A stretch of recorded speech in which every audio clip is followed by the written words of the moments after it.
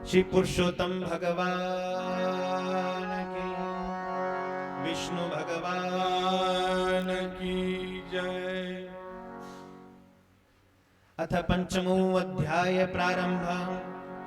श्री गणाधिपतये नमः।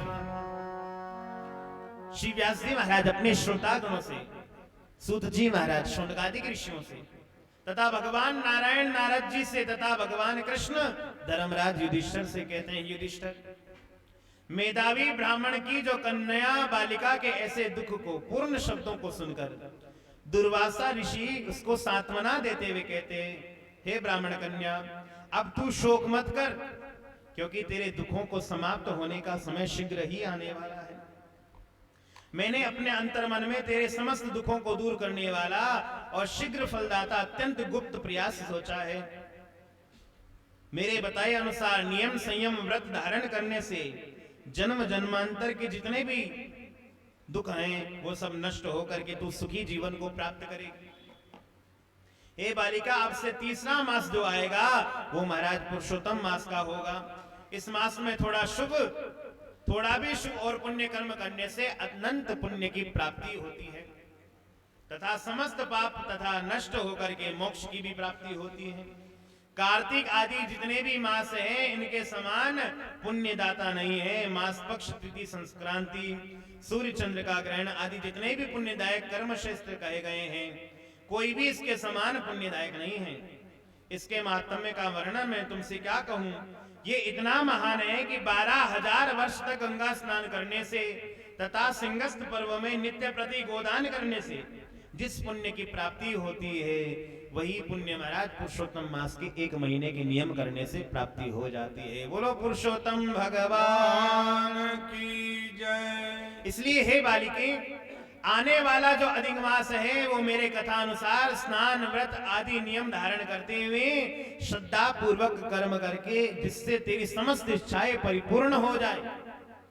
भगवान श्री कृष्ण कहते हैं, हे धर्मराज, मेधावी ऋषि की कन्या प्रारब्ध की मारी भी उसकी बुद्धि भ्रष्ट हो चुकी थी। विद्वानों का मत है जिसका भाग्य बिगड़ा हुआ होता है उसकी बुद्धि भी नष्ट हो ही जाती है। उसको अमृत ला करके दे दिया जाए तो वो भी साधारण पानी समझ करके उसको फेंक देता है।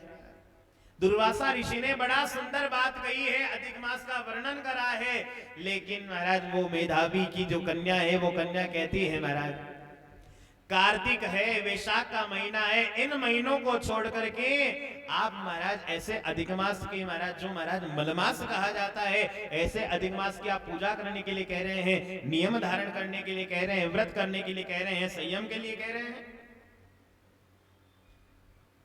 तो मैं आपके इस अधिक मास का ध्यान नहीं कर सकती, मैं आपके इस अधिक मास का नियम का पालन नहीं कर सकती। अब जैसे ही अधिक मास की निंदा करी तो महाराज दुर्वासा ऋषि तो वैसे ही क्रोध के अवतार है।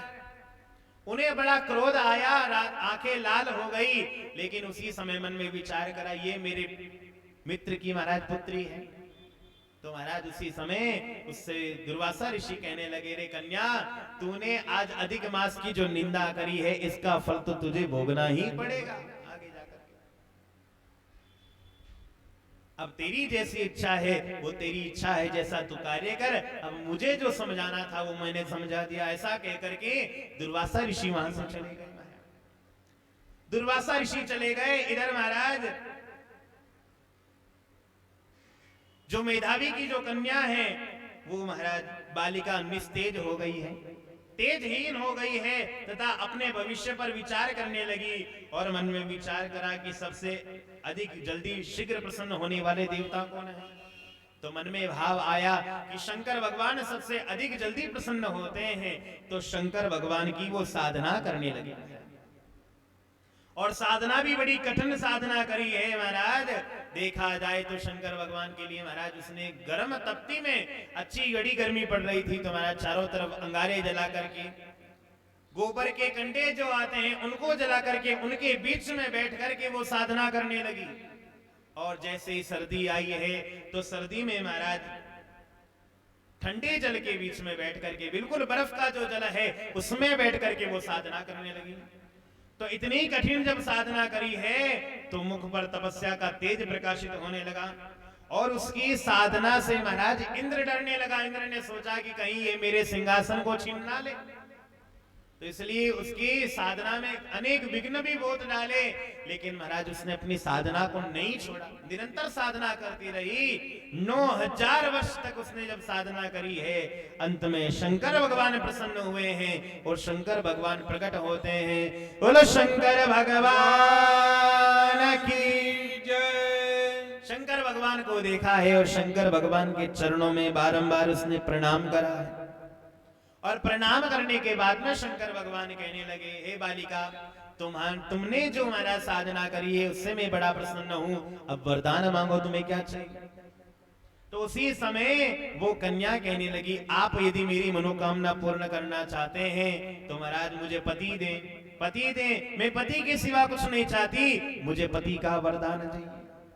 अब जैसे ही उसने ये कहा है तो उसी समय शंकर भगवान कहने लगे, हे बालिका, तुमने जितनी बार जो वरदान मांगा है वो वरदान तुम्हें उतनी ही बार मिलेगा महाराज, क्योंकि तुमने कहा है मुझे पति चाहिए, पति चाहिए, पति चाहिए, पति चाहिए, पति चाहिए, 5 बार तुमने कहा है, तो अगला जब जन्म होगा तो तुम्हारे 5 पति तुम्हारे होंगे। अब जैसे ही ये बात हुई तो महाराज उसी समय बालिका कहने लगी, हे शंकर भगवान, आप तो ये हंसी का पात्र आप मुझे बना रहे हैं कि अरे किसी पत्नी के महाराज 5 पति होते हैं क्या। शंकर भगवान कहने लगे, इसमें तुम्हारा ही दोष है। दोष क्यों है? क्योंकि तुमने ही ये 5 बार पति चाहिए, पति चाहिए, पति चाहिए कहा है, तो महाराज तुम्हें 5 पति मिलेंगे। और रही बात दुर्वासा ऋषि की, बात तुमने नहीं मानी, क्योंकि दुर्वासा ऋषि साक्षात मेरे ही अवतार हैं और उनकी बात को तुमने नहीं सुना। उन्होंने कहा अधिक मास की तुम सेवा करना, तुमने अधिक मास की निंदा करी, क्योंकि साक्षात पुरुषोत्तम भगवान ने कहा है जो महाराज अधिक मास की निंदा करेगा उसको महाराज पाप मिलेगा, उसको महाराज उसका दंड भोगना ही पड़ेगा। तो महाराज तुमने जो निंदा करी है उस निंदा का फल ये मिलेगा, अगला तुम्हारा जो जन्म होगा, अगला जन्म तुम्हें 5 पतियों के रूप में मिलेगा, अगले जन्म में 5 पति होंगे।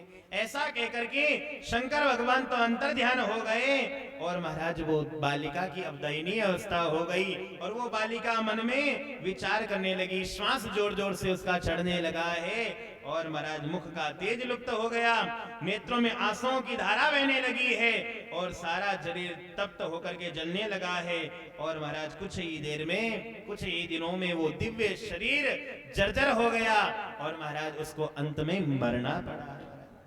अपने शरीर को छोड़ करके गई है और दूसरा जब जन्म हुआ है, दूसरा जन्म कहते हैं महाराज वही द्रौपद राजा के यहाँ द्रौपदी के रूप में प्रकट होती है। बोलो द्रौपदी मैया की जय। परंतु पूर्व जन्म में इसने पुरुषोत्तम मास की अवहेलना की, इसलिए उनको महाराज पांडवों के साथ में इसका विवाह हुआ है, 5 पति इसको मिले हैं और महाराज इसको वनवास और कौरवों के द्वारा, क्योंकि अधिक मास की इन्होंने महाराज निंदा करी, इसके कारण इनको महाराज वनवास में जाना पड़ा। कौरवों के द्वारा जो दुख दिए गए उन कौरवों के द्वारा उन दुख को झेलना पड़ा।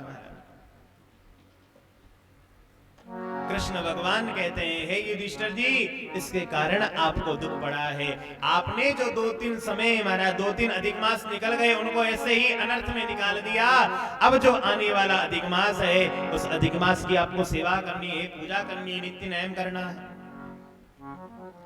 और जब पुरुषोत्तम मास आया है तब कृष्ण के वचनों का स्मरण करते हुए उनकी दी हुई प्रेरणा के अनुसार नियम संयम धारण करके नित्य स्नान व्रत मनन चिंतन करते हुए श्रद्धा पूर्वक पुरुषोत्तम मास को व्यतीत किया है और इस कर्म के द्वारा पांडवों को अनंत पुण्य की प्राप्ति हुई है और द्रौपदी पुरुषोत्तम मास की अवहेलना करने के प्रायश्चित से मुक्त हो गई और इसके प्रभाव से उन्होंने शत्रुओं पर विजय प्राप्त कर ली है, अपना राज्य प्राप्त कर लिया है और अखंड चक्रवर्ती राज्य किया है।